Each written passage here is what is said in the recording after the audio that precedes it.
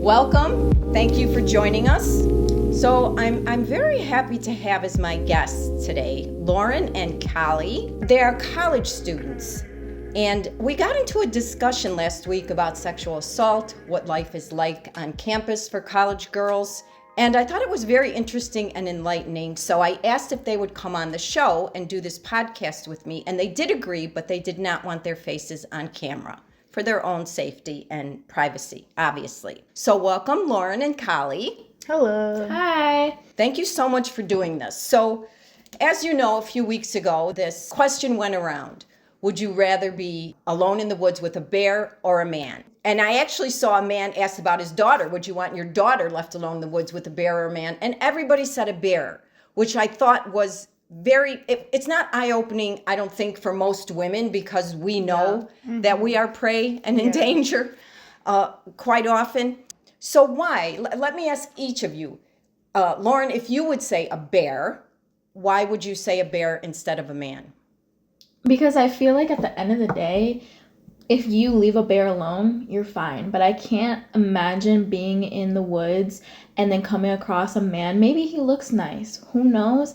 That sounds like terrifying to me, to be alone with someone and like having no witness. Versus a bear, if you see one, you can go the other way. You can, ignore the bear and make sure to not anger it. Versus a man, if they approach you, who knows their intentions? Callie?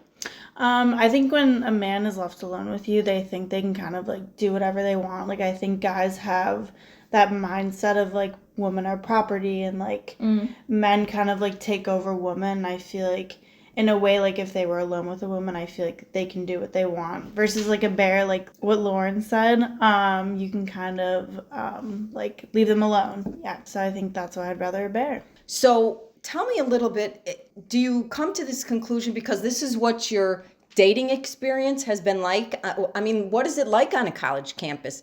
Are boys respectful, or do you just kind of feel like you've got to always be on your guard?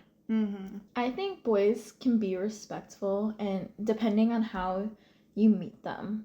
Like, it's really easy if you're going on Tinder. Most of the men on Tinder are going to want to hook up. So you can kind of see the intentions of a man, like, by where you're meeting them from, versus sometimes when it's through, a mutual friends, you already have that previous knowledge of who they are as a person. I would say dating as a college student, it's hard, and meeting guys is difficult because a lot of it is through Tinder or going to bars. But those aren't the men you're going to have as your husbands. Those are usually like the men that want to hook up. Not saying you can't find men on dating apps. A lot of people do. But I guess it's the type of dating app you're on. And if you're setting those expectations right away of, are you here to date? Are you here to be intentional? Or are you here to just hook up? Especially in like a college environment. Like, I feel like guys, like, they go to college and they drink with their friends, and I feel like guys act very differently around like their guy friends. Like, I know when I was with my ex, like, the person I would see when I was alone with him versus like his friends was very different. Like, I feel like when you're around guy friends, like, you want to talk to a girl and be rude to her because it's cool to your guy friends. So I feel like it very much depends on like what setting you're in. And kind of like who they are as a person. Like, there's some guys who are very respectful no matter where they are with a woman. Like, they respect women. And there's some guys that do not care, and they're going to be rude to women, and they want to impress their friends and act cool. Maybe they had something to drink. So I think it really depends on like where you are, like what men you're in contact with. But I agree with Lauren. Like, Tinder is very much like hookups. Like, I feel like many people go on there and they're expecting like to go on a date and see someone, but you meet up with them and they just want to hook up with you. Isn't that what Tinder's for? I'm sorry, I'm an old lady, so I didn't have Tinder, but I thought Tinder was just a I want to have sex app. No, am I wrong about that? I mean, I think that's a very big stereotype around it, but there are a lot of people who do want to like use it as like a dating app.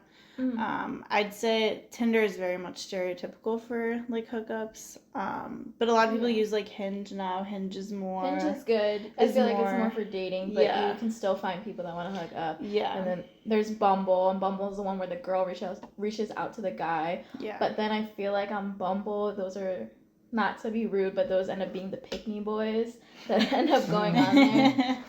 pick me boys are like, Yeah. how do you explain pick me boys? Like they kind of like want the attention first, you know, like Yeah. And like, then pick What do you mean? it's like our generation, there's like pick me girls, pick me boys, and pick me girls are the ones that are like they hang out with only guys and they want to be like Meredith Grey in Grey's Anatomy being a pick me girl. You know what I'm saying? I don't know if that makes sense at all. Yeah. Just being very like, oh, the boys did this, oh, blah, blah, blah, like wanting the attention. Yeah. And I feel like Attention from the boys, like were they try and act in ways that the boys would like, you I'm mean, so or clumsy, I'm so blah, blah, like a Yeah. pick me Oh. girl. It's like, no, you're not. Like, they kind of, like, want that attention sort of thing. so they dumb themselves down Yeah. so the boys can come in and feel like a big hero or smarter. Yeah, that's been going on for generations, So girls. like pick me boys, I feel like are on Bumble. Yeah. Not Because with Bumble, like, a guy cannot message you first. Like, the girl has to reach out, and then it allows them. So with that, like, the girl has to make the first move, essentially. But then again, it is 2024, so like Yeah. I see it. Yes, I just don't want to go on there because of what I've heard of the people that are on there are usually pick me boys. Yeah. Stereotypically, but yeah, that's how dating. Those are the 3 dating apps I feel like we know, Yeah. and then all the other ones I have no idea. So I got to ask you about something that has puzzled me since I first heard about it several years ago. What is up with dick pics? That's like a big thing now, right? Oh, it is. Guys, like, seriously, do Yeah. girls like that now? Because I would have, No. I mean, they're not the prettiest things to look at. I enjoy them, I'll admit. I'm hetero, but I don't get it. What is up with that? We've been asking the same question. It's yeah, funny. Because Callie and I are friends, so we talk to each other, and we've definitely been like, oh, let's just name this person Matthew. Yes. I feel like you know who Matthew is when I say it. Right? Yes, I know. This Matthew, like, we can text each other and be like, oh, guess who hit me up and is trying to get in my pants, and it just is kind of desperate. No, if any men are like listening to this, it's just desperate when guys just send like dick pics. It's not cute. It's not putting me in the mood. It's not anything. Like, if you're not even like, I mean, also, even if you were my partner, I'm just like, personally, I'm not that interested in dick pics. If you are, go off. But yeah, dick pics are just, I feel like men just send them and they don't realize that it's not cute. Like, it's not what I want. Yeah. And I feel like it's very much a ploy to, like, get something from us. Because a guy will, like, send it, like, no context and be like, all right, well, I showed you this. Can you Where show your me that? tits? Yeah. So it's Yeah, I so did they that kind when I of was guilt 4 trip with you. the little boy across the street. Yeah. I don't get, this is like grown men, really, in college. They're grown men now. I mean, they're still very immature, but they're grown-ups, and it's still, I'll show you mine if you show me yours. Yeah. And I feel like that's kind of why they do it, because they kind of guilt trip you. Like, well, I showed you mine. Like, why can't you show me this? And then I feel like a lot of, like, younger girls would be like, oh my gosh, like, you're right. And I feel like it kind of, like, tricks women into, like, sending them something. But also, if you send them something, they can use that against you and send it to their friends. Yep. Because that's a thing for sure. Like, definitely have been in an occasion where I may have sent something, maybe like a cute photo where my shorts were a little too short, and then that like can be guilt tripped into something more, even if it's a person that was like you thought you trusted. Maybe that's not something I should admit, but I feel like it is the truth, you know, like we take cute photos and we send it, but then that could be used against us when it's like someone you thought you could confide in, someone you can trust, and trust has to be built, and then if it's already taken away so fast, even if you're in a relationship. Yeah. I'm a big believer in no evidence. I don't get the naked pictures. And check this out. One of my nieces sent my sister, this was several years ago, 3 o'clock in the morning, a full frontal naked selfie. She obviously meant to send it to somebody else. That's what my sister woke up to. Her naked niece at 3 a.m. So it was obviously a booty call or something. But yeah, that's like way beyond me that I would ever, I don't even think if I was married. Because people get divorced or your house gets robbed. I don't want those pictures out there. Of course you can delete them, I guess, now, but that's kind of a dangerous thing. You know what I think one of the biggest things is? Females need to learn to not give a shit if they hurt someone's feelings or someone calls them a frigid bitch or whatever. Because I think we're so trained to be nice. Be nice, be nice. So we don't go with our initial gut. We weigh and sort, and like, and then we give in because we're trained that way. And I think it's horrible training. Yeah. Give in, but also the conversation that Kelly and I had before is about saying sorry. We say sorry to everything. Oh, sorry I bumped you, sorry this, sorry that, sorry you had to wait on me, sorry blah, blah. And then a thing like we're working on is now just being like, thanks for waiting for me, or thanks for being understanding when I accidentally bumped into you, because it's so easy. Like, I feel like as girls, it's always kind of our fault. We always apologize, we have to be nice, we have to do all these things, but then when you're not nice and you stand up for yourself, or you're the leader in the crew, you're a bitch, you're, condescending, you're a bully or whatever, just because you stood up for yourself or you were being that leader. So that's an age-old issue too. I remember years ago I heard someone say, if you're constantly saying I'm sorry, it stops being an apology and starts being a statement of your being. And that really stuck with me. And you girls are not alone. This is from young girls all the way up to old ladies. You round the corner in the grocery store and I hit another woman's cart who's just standing there, and she'll go, oh, I'm sorry, move her cart. And I'm like, for shopping? Are you sorry for shopping? You didn't do anything wrong. But it's just, we're just raised to apologize and try and make everyone feel better at the risk of our own safety and our own happiness, and needs to stop. It's then we start becoming people pleasers. I feel like when I'm apologizing a lot to someone, I feel like it makes me feel a little bit weak and insecure when I know that I've worked very hard to grow and to not care about everybody's feelings. Because yes, it's okay to be an empath, but until you become a person that's being so much of a people pleaser, where you're it's a double-edged sword, is what I like to tell my friends, is being a people pleaser and being so I don't know, being empathetic is good, but when you're a people pleaser and you're taking the knife out of someone else, you're kind of putting into yourself by apologizing all the time, making sure that they're okay, making sure that, everyone else's needs are put before yourselves, because at the end of the day, you really can't pour from an empty cup. So yeah, that's what I have to say. That was very well put, that. Lauren. Yeah, I like. Say that again about taking the knife out of someone else. I feel like being a people pleaser is a double-ended sword.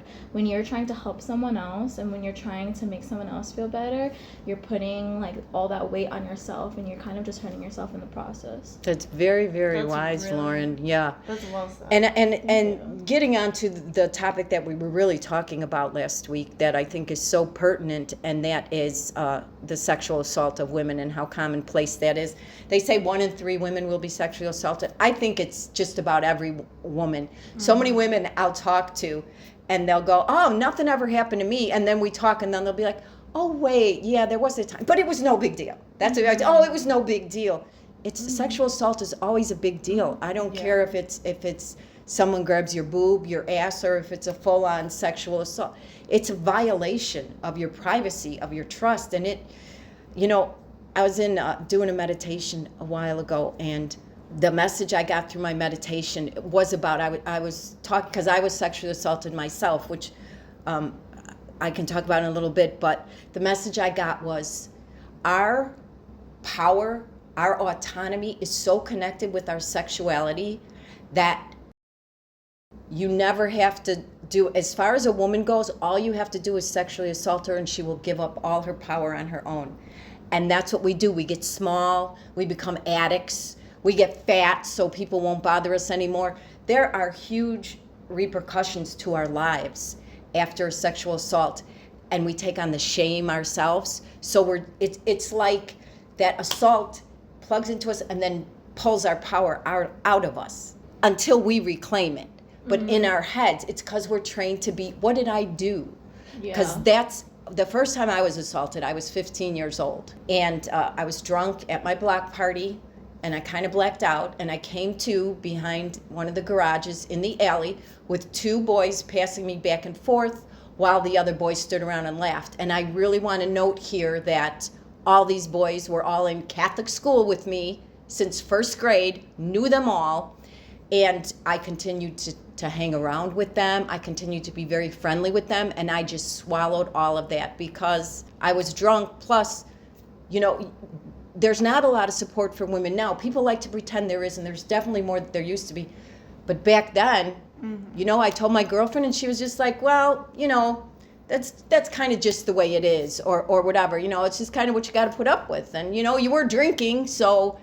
And that's kind of the way it is when you're sexually assaulted. We take it on ourselves. Has that been your experience, or? We find excuses for everything. Like, it happens, and then it's just like, well, maybe I was drunk, or oh, maybe I led them on, or oh, maybe because of this and that, instead of just being like, the person is like, they assaulted me, it's their fault. They didn't, even if you were drunk, they shouldn't have been doing that. And I feel like as women, it's so easy to just put the blame on ourselves and make excuses for other people. Also, I like the realm of sexual assault, just all of it, it becomes kind of not like ambiguous, but we don't know if it's not like rape, like does it count? I feel like that's another thing, like growing up was hard to differentiate of like, does it count? Like, was that a bad experience, or is it fine? Like, finding excuses for it not being assault. Does that make sense? No, yeah, that makes sense. Yeah, it makes perfect sense. That's how women think. We always want to give everyone the benefit of the doubt and take the blame on ourselves. Yeah. And because we're trained that way, you know, even like, so this man running for president that is an admitted sexual predator has been convicted now. There's 24 women that allegedly say that he actually sexually assaulted them. And so the woman, E. Jean Carroll, did say that he raped her in this dressing room, and it was definitely rape, but the jury called it sexual assault because men make the laws, and only a man would say there's a difference. If he stuck his finger in you or his penis in you, as the woman that's been assaulted and violated, it doesn't really make any difference. You've been assaulted. It affects your whole being. It shatters you. But they make the rules. And, you know, this has been going on for centuries. I was reading this transcript from Joan of Arc's trial. You know who Joan of Arc was? She was an amazing saint. When she was 14, she dressed as a man, as a soldier, to free France. She's a very fascinating story. But anyway, she was like a heroine, an amazing heroine at 14 years old, accomplished these amazing things because she said God was telling her and telling her to lead these people to freedom and do all this stuff. Well, of course, all the people in charge of the church were like, there's no way that can be true, and they imprisoned her. You should really look her up because she's really an amazing woman in her story. But I was reading the transcripts from her trial, and at one point it says, and while imprisoned, the soldiers watching over me molested me. Well, there was no word for rape back then, you know, that they raped her. And then it says in parentheses, she sobs. So even back then, and, you know, it's molestation, rape, whatever, it doesn't matter. Those are words made up that really have no bearing, because if you're assaulted, you're assaulted. I've had the gamut of assaults in my long life, and they're all shattering. They're all shattering. So I guess what I want to ask now is, since we're on this subject, because I read a lot about girls on college campuses who do suffer assaults at frat parties or whatever, and they don't feel like they get a lot of support from the administration or whatever. Do you have any information on that? What is it like for girls on campuses? Do you know anyone that was assaulted? What was their experience like? Did they get a lot of support from the administration? Did they get ostracized from peers? Like, how is it now? I guess I'm asking if it's any better now than it was years ago. I know not like college experience, but in high school I was raped. And it was very difficult. It took me like 3 weeks to finally stop blaming myself and be like, I'm not the one who caused this.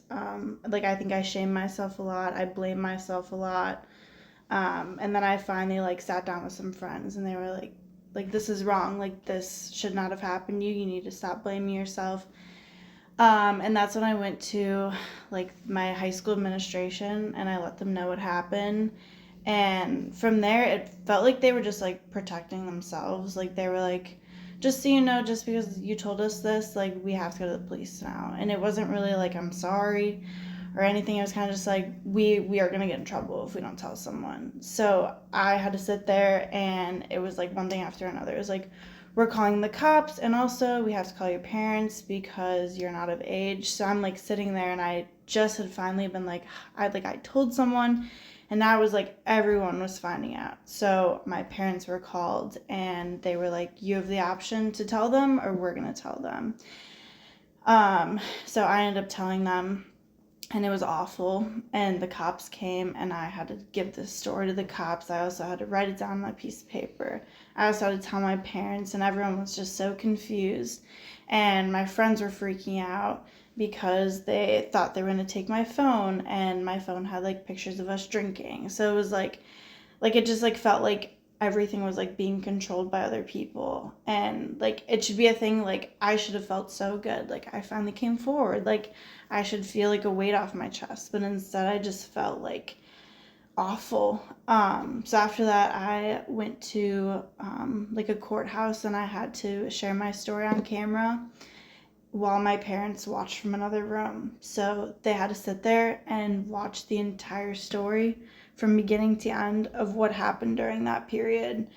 And I felt like it was so humiliating knowing that like a personal thing like sex like isn't really shared with your parents or many people. Like that's like an intimate thing you do with someone. And my parents had to sit there and listen to that entire story. And I had to like go home with them, and of course they have so many questions and they want to ask, and like it was just so humiliating and awful. And I feel like no one really asked me like how I was doing or whatever. Like it was just, I feel like they were doing what was best for them, and it really sucked. And at the end of it, it had been way too late. I couldn't get a rape kit, and it was my word against his. He lied. He said nothing happened, and like I was crazy, and nothing ever happened. So I felt like I went through all of that for kind of nothing. Like at the end of the day, I had to walk away. I do think I'm a stronger person because of it, and I'm very selective with the guys I let around me. But I think that was like a very big thing, and I feel like girls are scared to come forward because of that. So yeah. I'm so sorry you went through that. You're not alone. You're unfortunately and tragically, that's a very common story. I was going to ask what happened to the boy, but basically nothing. Nothing. Yeah, unfortunately. And I think that's a scary thing too, is when it happens to a woman, it's like a clicking time because you only have so many days to get a rape kit. And most times they don't want you to shower because they want to take DNA from your mouth. They want to take DNA from like your vagina and wherever it took place. And most girls, when it happens, like the last thing they want to do is go to a hospital and be around other people. Like they're still processing, and maybe they're shaming themselves. So I think it's really scary when it happens that you only have so many days to do it, and after that it's your word against his, which I think is very scary. Callie and I are friends, so hearing this again, like farther along, just makes me want to like give you the biggest hug. And now that we're like a lot older, hearing it again is just, I just want to hug you right now. Oh my Well, gosh. you can hug her. It's okay. But I think the sad thing as well when you were talking is the autonomy of like you felt relieved that you could share, and then like you had control in sharing. Yeah. Because obviously when you're raped, you don't have control. You have no sense of control, and finally getting to the point where you feel like you had control to share it, and then it felt like it was all stripped away because everyone was thinking about, oh, let's call the police, call this, and then it became a list of check marks of what we have to do to get through this, instead of this is someone that got, you know, raped. This is someone like is a real human being. It's not just a checklist of these are the things we have to do. So I can, like, I can't understand, but I can empathize with how like that's so hard of feeling you finally had the control and then nothing happening, and that person getting to walk, and then now having, you know, it's high school, you know, people whispering and gossiping about you, this, that, and whatever, and people are cruel in high school, and like, Yeah. so just having to go through that, like, Yeah. And I feel like for a long time after that, like I just felt like it wasn't my body. Like I would look in the mirror and like I just saw like my body was just like a toy that like guys played with. Like I just felt like I wasn't myself anymore, and it took me so long to kind of like reclaim that. Like I would do like mirror exercises where I would like force myself to like stare at myself in a mirror for like 10 minutes, or like I would just do things to kind of be like, this is my body, and it really sucks that this happened to me, but at the end of the day I'm gonna move past this, and it's gonna make me a stronger person. And I feel like because of that, like I am very much okay with who I am and my body. And like it sucks what happened, but it has made me a very strong person because of that. The saddest thing is like you shouldn't have to go through that to be a strong person, because you already are one. Yeah. So thank you for sharing again. Of course. You know, the culture, I always think of the words that they use. You lost your virginity. He took your virginity. And one of the biggest healing things for me, because I had varying degrees of sexual assault, I'm a lot older than you guys, but is reclaiming that. And when you said mirror exercise, that's so important. And I remember at one time, I was just feeling that rage up in me, and I just said, you got nothing. You took nothing I didn't give you. I didn't give it to you, so you didn't get it. Yeah. It's mine. And that really helps. Yeah. You have to go through a period where you're kind of broken, and you do the crying, and you are a victim. You feel like a victim, and it's so shocking and so stunning. I don't know about you, but so many females don't even fight back. You know, because we're in such shock, we just kind of shut down and become paralyzed. So then you blame yourself for that. And then you get blamed for that. Well, if you didn't like it, why weren't you fighting? Why weren't you screaming? But a lot of us just leave our bodies. We're like on the ceiling. We're not even there anymore. It's like we're paralyzed, and it's kind of a survival mechanism. But I think that's one of the most important things that women need to talk about. Women, young girls, females, is this horrible shame and guilt we carry that doesn't belong to us.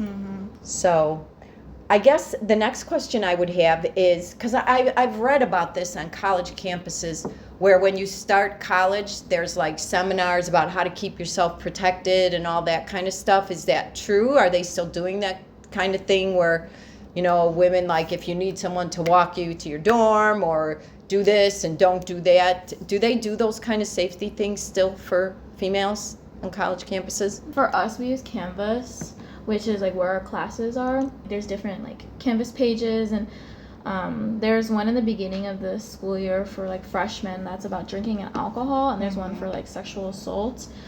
And you have to do those, or they put a hold on your account, and then you can't sign up for classes. That's how mine is too. I remember though, because I work with freshmen. There was a kid that he like couldn't sign up for his classes because he didn't do that, which is his own fault. But he got like upset about it, and he was like, all that stuff is like, it's probably the school getting money from the he was crazy. But it was, I didn't realize, I thought it was for the drinking one, which is just as important because drinking is an issue at colleges.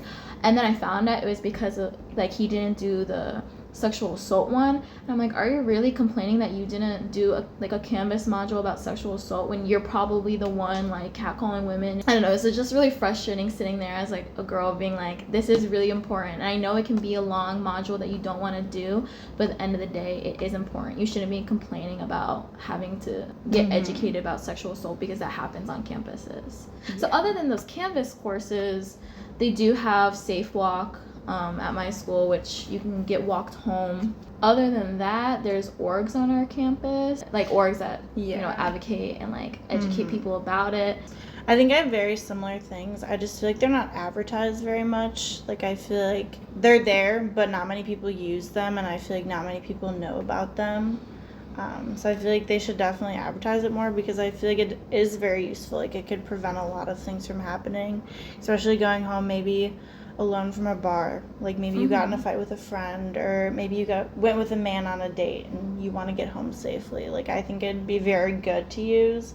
But we do have those. I just don't think they're used very often, or many people know about them. Interesting. It's scary because at least on my campus, our stuff is open really late. Some campuses, libraries close at 7 p.m. But on my campus, we have things that are open, till midnight or 24 hours, actually. There's a library that I go to, it's 24 hours. And I'm walking home, and I know, oh, well, this is your fault. You shouldn't be walking home late. Like, that's why I literally bought myself a monitor for my apartment, so I could go home and have a monitor and a whole setup on my desk, so I would not want to, study late. But for me, I work best not in my room, and so I would find myself studying late, and it was always so scary going home, or if you see someone behind you, thinking like, what could happen?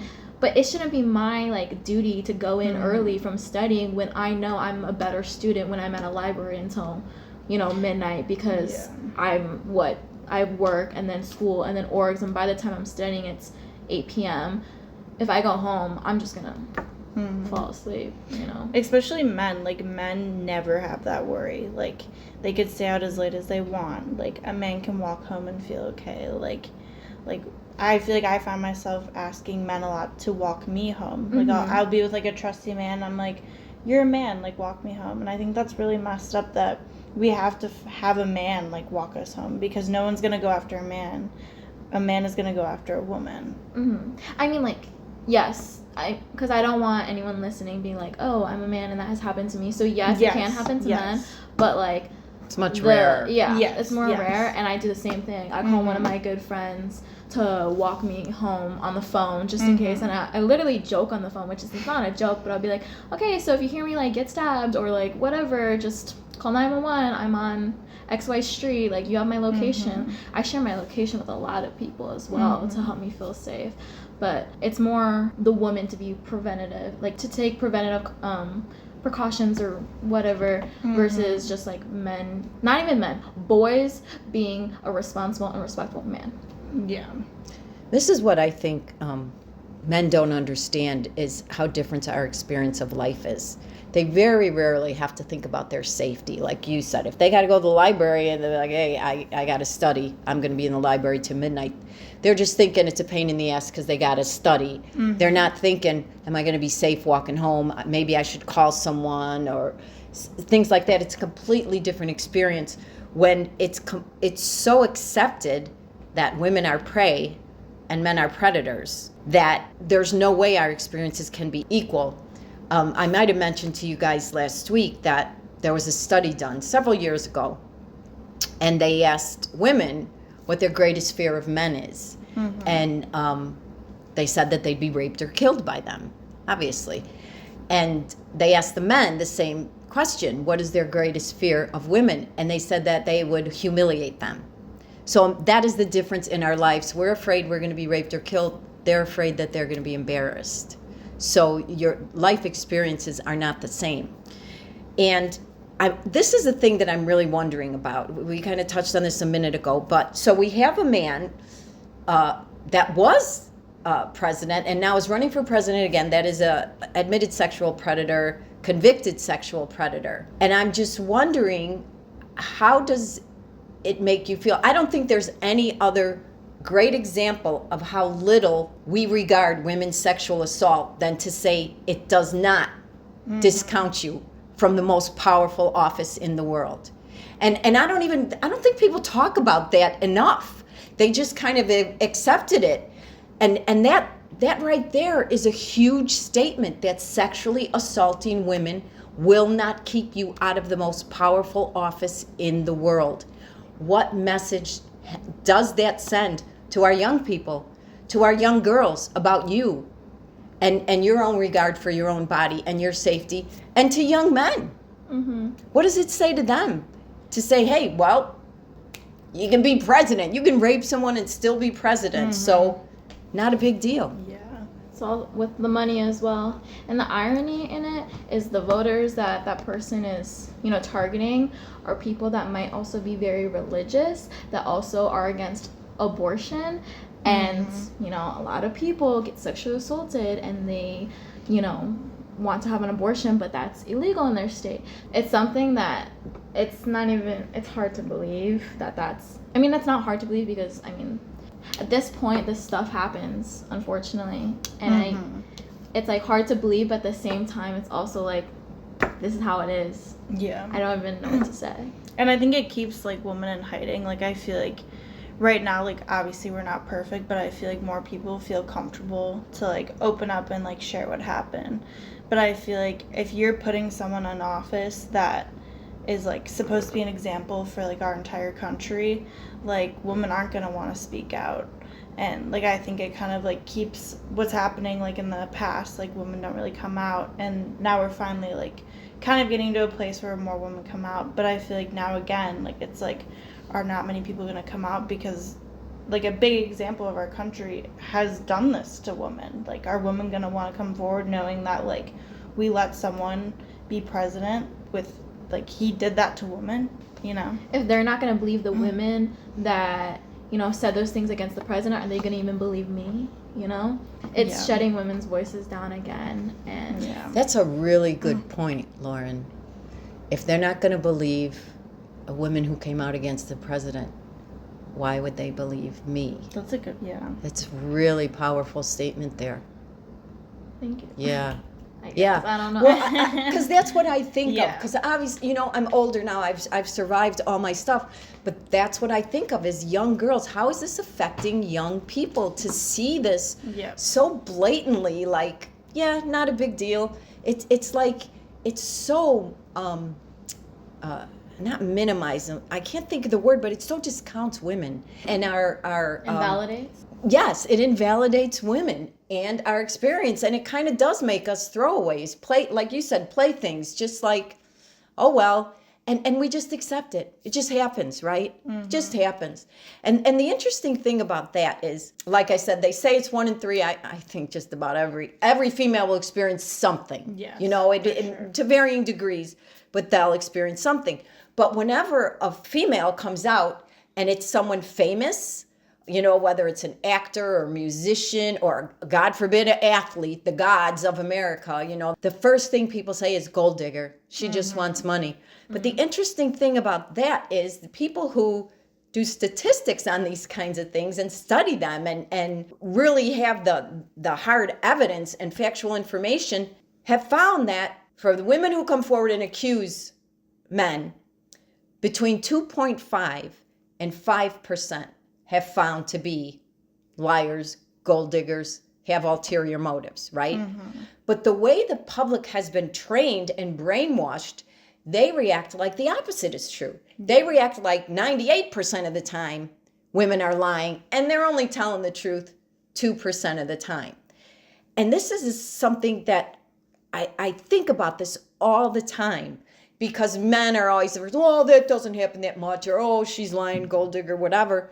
But I've seen it over and over when a man has a little girl and he's holding that baby, and he'll say, oh, when this girl turns 16, I'm going to be on my porch with a shotgun. I'm not letting any guys near her. So what does that tell you? It tells you they know that females are prey, that their daughter is not safe in this world with the accepted behavior that we've accepted as normal. But yet when all these women after the Me Too movement started coming out and saying, me too, and then they're like, oh, wait a minute, it can't happen that much. Well, then why is your natural instinct to protect the females that you love? Because they'll tell you, I know men, I don't, right? Well, if you do, why are you calling us liars? When woman after woman comes forward, every woman I know has some kind of experience to some varying degree. 8th graders at a party getting pulled into a room, they turn off the lights and all the boys are in there just grabbing at her, grabbing her boobs or butt, whatever. I have another friend whose daughter, she wears baggy clothes so that she doesn't get grabbed or whatever. You know, it's that adapted learning to try and keep ourselves safe, rather than saying, what are we teaching the males? What are we teaching these boys that they're comfortable with assault, because it is assault? Yeah. And why have we trained our daughters to accept it as normal? Why do the women have to do the preventative actions when realistically it should just be men learning how to not be disgusting? When people say the whole, like we were saying earlier, oh, it's just men being men, or oh, I know men, they think, you know, this is how they think. A lot of men are just thinking with the wrong head, if you know what I'm saying. They're thinking with their dick. It's frustrating because the guys that I know will say like, "Oh, that guy is just thinking about how he wants to hook up with you," or "that guy is thinking this way," or blah blah blah. I'm like, well, if you know that's how they're thinking, like that's so normalized. It becomes so normalized if that's just how guys think, that they want sex from you or they want this from you. I don't.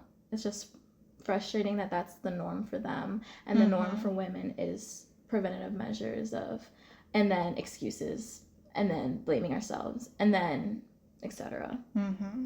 So, what's the solution if you had the opportunity? Say you went back to your campus or the president called you or whatever and said, you know what, we're actually going to finally take a look at this and take real steps to change this dynamic so that females are safe and males don't feel so comfortable pushing sexual assault on them. So what are some things we can do? Do you have any ideas or what you would like to see either on your campus or just in your community or whatever? I feel like stricter laws, like I feel like a lot of men get off very easily. Like maybe a guy has sexual assault on his thing, so he can't get a job, or like it's hard for him to find a job. Like maybe kind of restrict certain life things, because I feel like so many men do it and like they can do whatever. Like, oh, like this didn't stop me, like I can do it again. Whereas like I feel like things need to be prevented in their life. Like maybe it's hard for them to get a job, or like I don't even know, but I feel like they need more laws in place where men are scared to do it.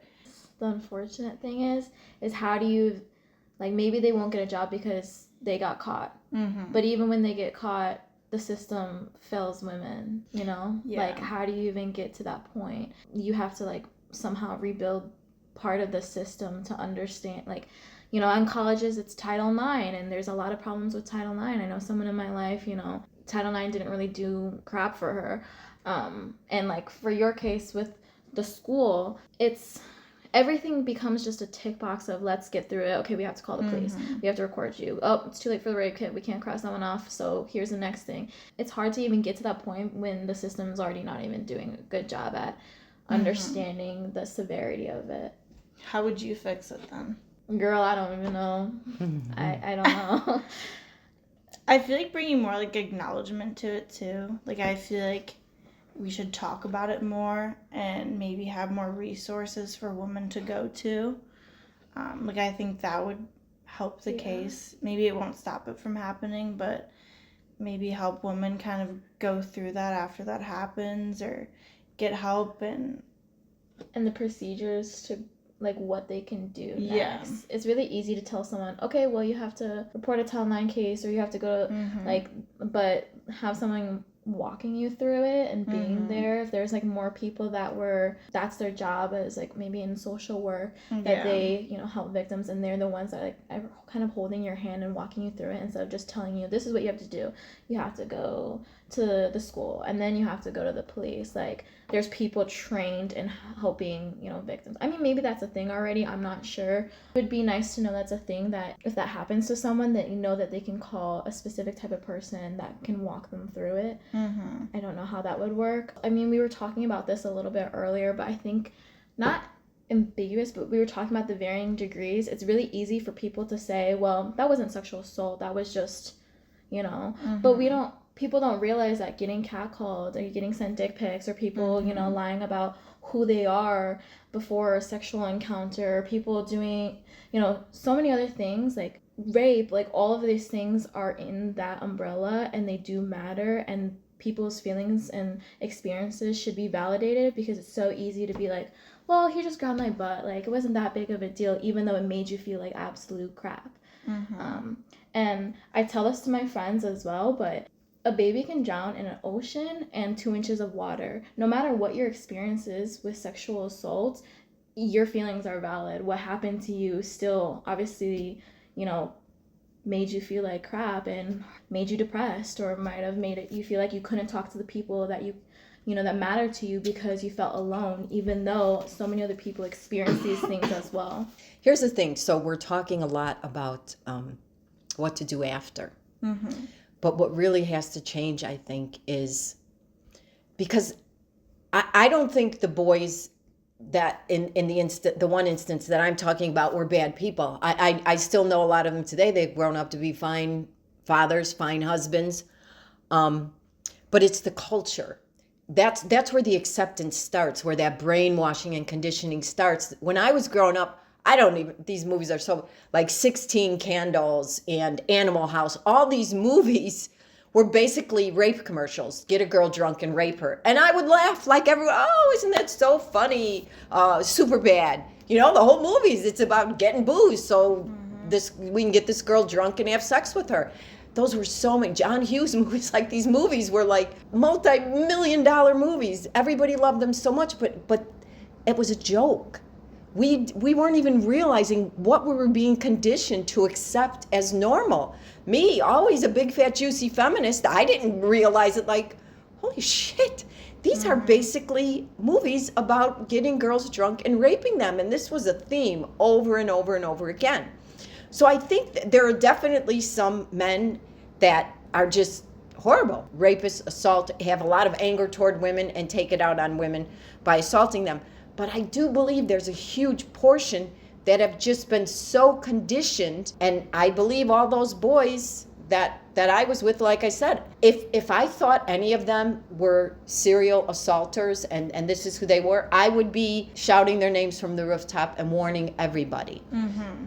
But I don't think that's the case. I think it's a product of how they were conditioned. And I'm telling you this for a reason, because 2 years ago, I knew how to get in touch with one of the boys. And I wrote him a letter. And I said, this is what I couldn't say to you when I was 15 years old. And I told him everything, how I felt, what he did to me. And he wrote me back. And I wish every woman that had this kind of experience could experience that, because he took full responsibility. He said, and the thing is that he didn't get is he was like, I don't know what could have happened in my brain that would make me do something like that. And I wanted to say, you're acting like this is such a rare thing and you're such a freak of nature. You have no idea. Most of your friends have done the same thing to girls, So that's one thing that was a little off. But he did say, this is no longer your burden. I carry this burden now. You should have never been carrying it. So that's why I say I think there's a lot of men out there that watched assaults happening, that assaulted girls. I mean, like I said, that pulled into a party. Okay, that's a varying degree of assault. It does hurt, and with boys grabbing at you, but I'm sure a lot of those boys were like, probably felt really embarrassed, and when they think of it, are very ashamed of themselves. There might be some of them that went on to just continue that behavior, and I'm not making excuses for them. But I do also want to say, I don't think we should bring the hammer down on everybody. I think there needs to be discussions like this to say, yes, we were all conditioned to believe it was okay. Even the females it was happening to, we were conditioned to believe that, that's just what happens, if you get drunk or whatever. All right, rap music. I mean, some of that music is so misogynistic. I'm a classic rock girl because of my age. I liked when the early stuff first came out. That was kind of fun in the 80s, and I was still young enough to enjoy that. But some of it is just so blatantly abusive and misogynistic, basically just singing about assaults. And I think that's kind of where we have to start, is this training with our media, with our music and movies and things like that condition us to believe that it's just part of life. It is, but it should not be. And we've evolved enough now where we need to address this and start looking at preventative measures and how to change the thinking that this is acceptable, as well as more care for afterward. Because I can tell you, I know I hear over and over, so many police departments have like 200 rape kits sitting in their evidence room that nothing's ever been done with, because they don't have the funding or whatever. Because again, sexual assault we've been trained to believe it's not that big a deal. We carry the burden on ourselves, and the boys just kind of feel it's a boys will be boys thing, locker room talk, as they said, So I think that's part of it. So thank you so much for doing this, girls. Honestly, I'm so impressed with both of you. And thank you for sharing such personal things. Thank you, Mary, for having us here. Yeah, thank you so much. Thank you so much, Lauren and Kali. Thanks for being here.